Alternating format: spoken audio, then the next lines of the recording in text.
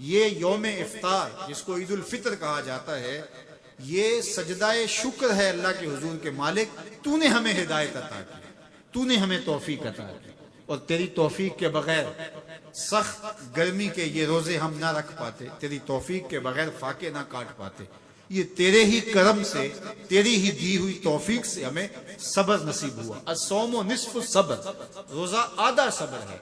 तो जिसने तौफीक दी, अब उसी का शुक्रिया अदा करने के लिए हम खुले मैदान में, हम मरकज में, हम मस्जिद में, हम मुख्तलिफ जगहों पे जमा होते हैं और जमा होके इस बात का ऐलान करते हैं, मालिक मेरी तौफीक भी तेरे करम का सदका, ये कदम उठते नहीं उठाए जाते हैं।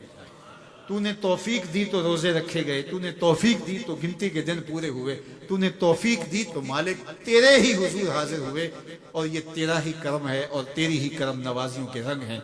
हजरत मुआज बिन जबल रज़ी अल्लाह ताला अन्हु फरमाते हैं कि एक दिन हुजूर ने मेरा हाथ पकड़ा और हाथ पकड़ के फरमाया, ए मुआज वल्लाहि इन्नी लउहिब्बुका, अल्लाह की कसम मैं तुझसे प्यार करता हूँ। फिर दोबारा फरमाया, वल्लाहि इन्नी लउहिब्बुका, ए मुआज मैं अल्लाह की कसम तुमसे प्यार करता हूँ। और उस प्यार की वजह से हुजूर ने हज़रत मुआज बिन जबल को बताया क्या, मैं तुझको वसीयत करता हूँ कि हर नमाज के बाद इन कलमों को जो मैं तुम्हें बता रहा हूँ, इनको तर्क नहीं करना, इसको भूलना नहीं है, इसको छोड़ना नहीं है। और वो क्या, अल्लाहुम्मा आइन्नी अला ज़िक्रिका व शुक्रिका व हुस्न इबादतिक, ए अल्लाह मुझे तौफीक दे अपनी इबादत की, मुझे तौफीक दे अपने जिक्र की, मुझे तौफीक दे अपना शुक्र अदा करने। तो अल्लाह का शुक्र अदा करने की उससे तौफीक मांगी, मालिक नेमत भी तू दे और उस नेमत पर शुक्राने की तौफीक भी तू अता कर। और अल्लाह फरमाते, मेरी दी हुई नेमत पर मेरा जब तुम शुक्र अदा करोगे मेरी दी हुई तौफीक के साथ, तो मैं तुमसे अहद करता हूं, लइन शकरतुम लअज़ीदन्नकुम, मैं तुम्हें और ज्यादा अता करूंगा। अल्लाह अकबर। शुक्रिया से नेमत में इजाफा होता है, नेमत में बरकत होती है। एक दूसरे मुकाम पर कितनी खूबसूरत बात इरशाद की, मा यफ़अलुल्लाहु बिअज़ाबिकुम इन शकरतुम व आमनतुम। अल्लाह फरमाता है कि वो तुम्हें अजाब दे के क्या करेगा अगर तुम शुक्रिया अदा करो और ईमान लाओ। अल्लाह की चाहत नहीं है कि तुझे जहन्नम की भड़कती हुई आग में डाले, जो आग तुम्हारी हड्डियां तोड़ के रख दे, तुम्हारा गोश्त जला के रख दे और तुम वहां जिल्लत सहो। ये तुम्हारे रब की मंशा नहीं है।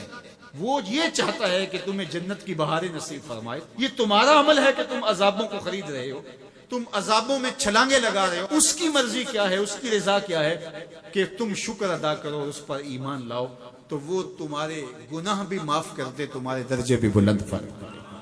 बल्कि एक दूसरे मौके पर अल्लाह ताला ने कुरान मजीद में इरशाद फरमाया कि तुम जहन्नम के घड़े में गिरने वाले थे, एक जुम्बशे पा की देर थी कि तुम ईंधन बन जाते।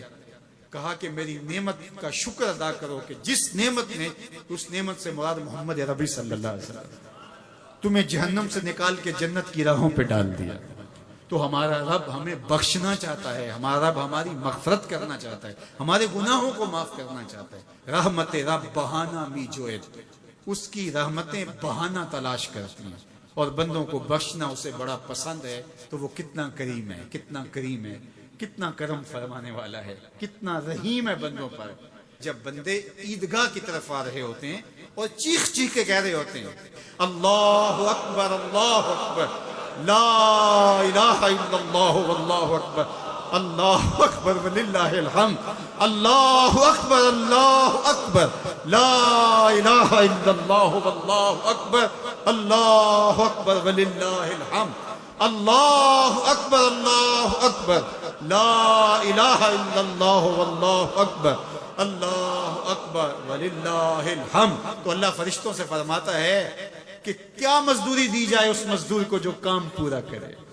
तो वो कहते हैं, मालिक अजर तो पूरा ही मिलना चाहिए। तो फरमाया, ये चीख चीख के जो मुझे पुकारते हुए आ रहे हैं, मैंने इनको बख्श दिया।